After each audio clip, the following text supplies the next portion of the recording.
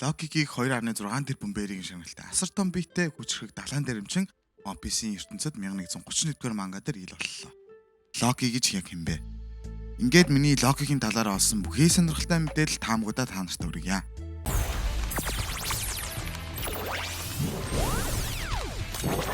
Тайд маань миний инстаг л дагаад өгмөр байгаа юм да.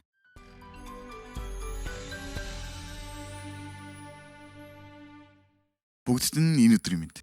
Удаан хугацаанд шинэ баттай өндөр магадaltaй байж болох таамгуудыг сэндийж нэг хэдий юм боллоо. Тэгэхээр сайхан дэс дараалтаа явнаа. Эхлээд Локи гэж яг хин бэ?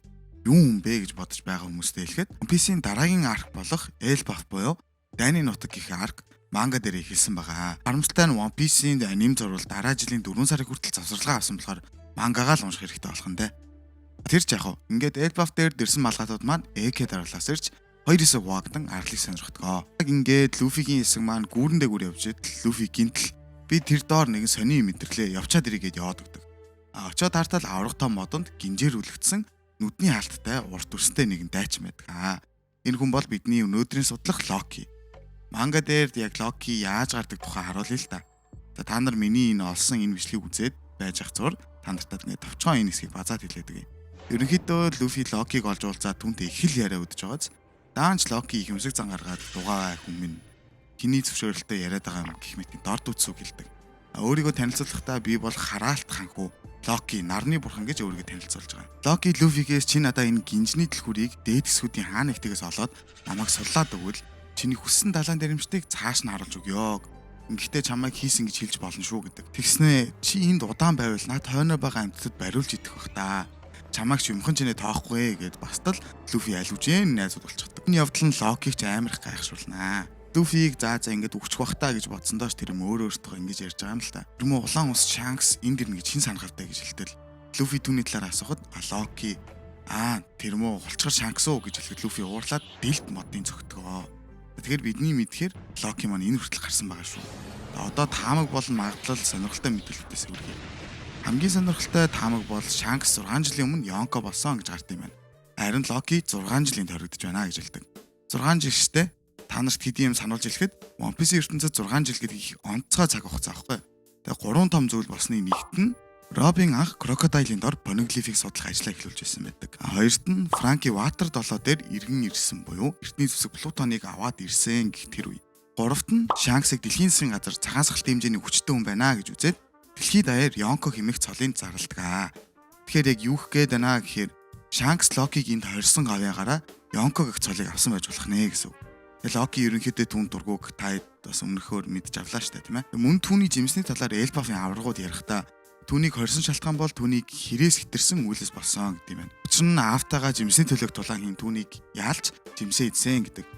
Түүний аавыг яагч үгсэн ч гэж хэлдэггүй бас зүгээр л алга болсон гэж ярьдаг юм байна. Ингээд түүний хүчийг явж манай Шанкс дийлж хорьсон байдаг гэнэ.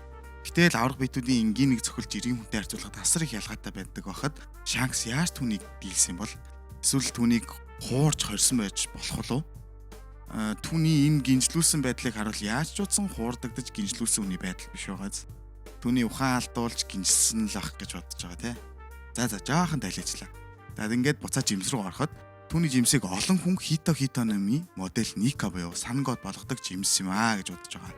Ерөнхийдөө л Люфигийн эзэн жимс. Энэ дээр нэг жижигхэн тайлбар байдаг нь түүний аав нь түнд ялагдхаа мэдээд өвөг дээцээс өвлөгдөж ирсэн энэ хүү чөтгөрийн жимсийг түнд өгж болохгүй гэж бодоод тулааны жимсийг хуулбар жимс эсвэл арай өөр жимсээр сольсон гэж ярьдаг. Харин жинхэнэ Хитономиг Люфи идсэн байгаа шүү дээ гэж нэг юм таамаг өгдөг юм байна л да. Байж болох таамагийн хувьд бол байж болох таамаг. Харин эсэргээрээ бидний мэд Хитономи бол цор ганц юм хуулбар байхгүй.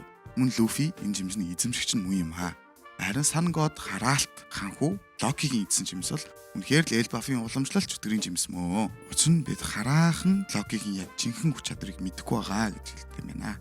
Зарим фэнүүдийн гаргасан магадлал бол Норвегийн домогт Локиг дүр туурдаг залтай бурхан гэж дүрсэлдэг.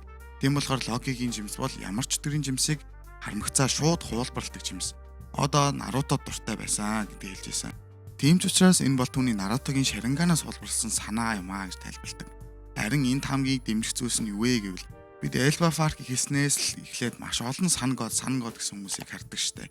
Өөртөөгөө нарны бурхан энэ төр гээл байсан. Тэгээ явж Локи хүртлээс өөрийгөө тэгж хэлж таарч байгаа. Тэгэхээр зүгээр л энэ Sun God гэдэг нь хоч ч юм уу тайтл нь энэ Norse mythology буюу одоо монголоор Норвегийн домогт гардагаар Викингчүүдийн эрт үеэс нар бороо ургацын бурхтад залбирсаар ирсэн байт юм байна. Энэ нь тэдний хувьд хамгийн хүчтэй, хамгийн гайхалтай ч гэсэн утгыг бас илэрхийлдэг юм байна. Магадгүй зүгээр л хүчтэй болохоор нарны бурхан гэх нэрийг урд нь хэлдэг баха гэсэн ийм тамаг бас байгаа юм шүү. Яагаад Норвегийн домыг дурдаад байгаа юм бэ гэж битгий асуугаарай. Харваас эднэр чинь яг ингээ Vikings шиг байгаатай бас дээрэс нь Loki, Odin гэх мэтэр ингээд Норвегийн домгийн л хүмүүс гараад байгаа болохоор бас жоохон судалгаа хийж үзсэн шүү. Тэгээд бас нэг юм юм олсон байгаа. За ингээд дараагийн олсон сонирхолтой зүйл болохоор Shanks болон Loki-гийн эхлэлийн түүх байгаа. Энийг товчхон яриад өнгөрөё л доо. Юу вэ гэвэл би Shanks-ыг One Piece-ийн аним эхлэх үеэс л гайхалтай мундаг баатрын дүрээр мэдж авдаг штэ. Нэг гараа Luffy-ийн төлөө золиослоод харин Loki-гийн хувьд яг эсэргээрээ анханасаа л дорд үзээд түүнийг алуулах гэж оролдож байгаа нь тэ ингээд дүрслэгдэж байгаа.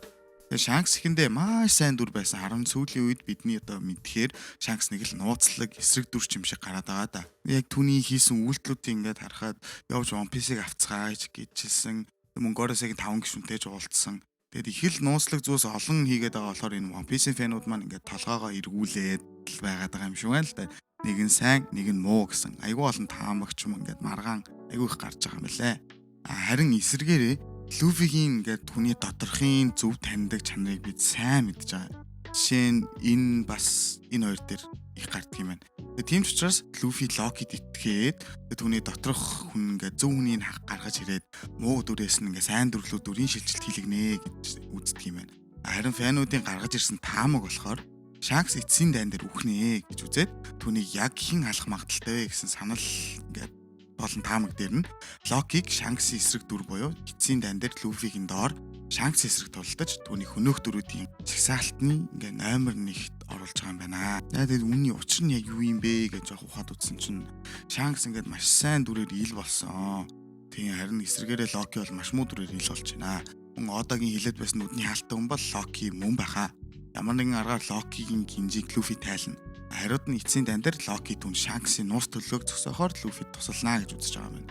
Тэгэд энэ мэтэр Loki-гийн таамаг болон Elbaf Arc-ийн ингээд таамгуудыг маш олон байгаад байгаа шүү. Тэгээд судалж байхдаа миний ингээд мэдсэн сонирхолтой нэг жижигхэн мэдээлэл хүргэе л та. Энэ Норвегийн домогт Tyr буюу Odin-ийн хүү аимшигч чон болох Fenrir-т баруун гараа идүүлсэн гэж гардаг юм байна л та. Ямар нэгэн зүйлийн золиос болтг юм уу гэд яг яагаад идүүлсэнийг сайн судалсангүй.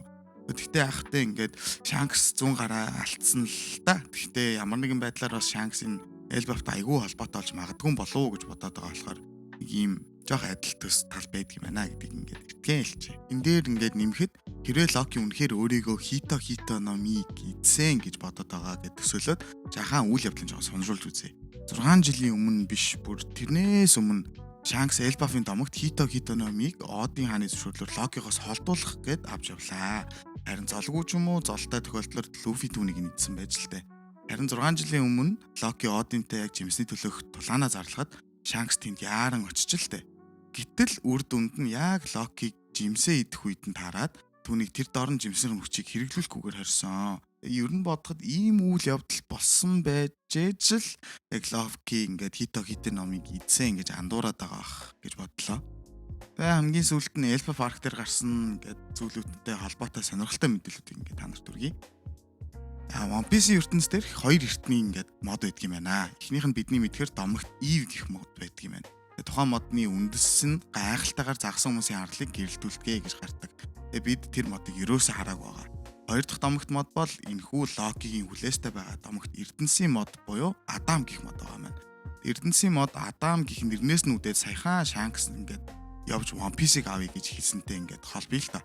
Ингээд хэлснийхэн дараа Shanks ингээд хамгийн ихэнд очисон арал бол Elbaf. Luffy ирэхээс өмнө Shanks Elbaf дээр яг яагаад ирсэн юм бол тоо, тийм ээ? Үнэхээр энэ мод One Piece юм болов уу? Эсвэл яг Loki-д ямар нэгэн бидний мэдэхгүй шоконд оруулахаар ингээд нууц зүйл байгаад байгаа юм болов уу гэж бодлоо. За ингээд мөн Luffy болон Loki-гийн сонин бас гаж ижил төстэй талуудыг ингээд бид хардаг л та. Тэгээ юу юм бэ гэхээр та нар анзаараагүй ч магадгүй. Ингээд та нарт анзааруулахын тулд хэлье л та. Luffy хизээш би бол далайн дээрэмчний хаан гэж хэлдэггүй юм байна. Би далайн дээрэмчний хаан болох хүн буюу өөрийгөө ингээд болноо гэж ярьдаг. Loki яг тэрнтэй адилхан би энэ дэлхийн төгсгөлийг авчрах хүн юм аа гэж хэлдэг юм байна. Авчирсан ч биш, авчирдагч биш. Авчрах буюу ирээдүйн цаг дээр ингэж хэлдэг юм байна. Ер нь нэг үгээр бол хүсэл тэмүүлэлтэй гэсэн үг. За тэгээ өөр нэг ижил тал бол Локи ингээд багасаа Элбаф дээр байдаг зэрлэг догшин хараад нутаа найз болсон гэдэг өөр хэлдэг байхгүй. Тэгээ Люфи бас ямар ч ялгаа байхгүй амьдтай ингээд дандаа л ойрхон найзлаад байдаг штэ. Тэгээ тэр ч бүвэл Люфи үртэл Локигийн энэ багийн найз амьдтай ингээд таарснаа. Яа, дурсам сэдрэж байна шүү ч гэж бүр хэлдэг. За тэгээд хамгийн сүүлийн миний анзаарсан ижил төстэй тал болохоор Люфи хизээж анх танилцсан хүнийхээ нэрийг зөв дуудаж чаддаггүй. Харин Локи яасан бол түүнийг шал өөр нэрээр дуудсан байдаг юм байна.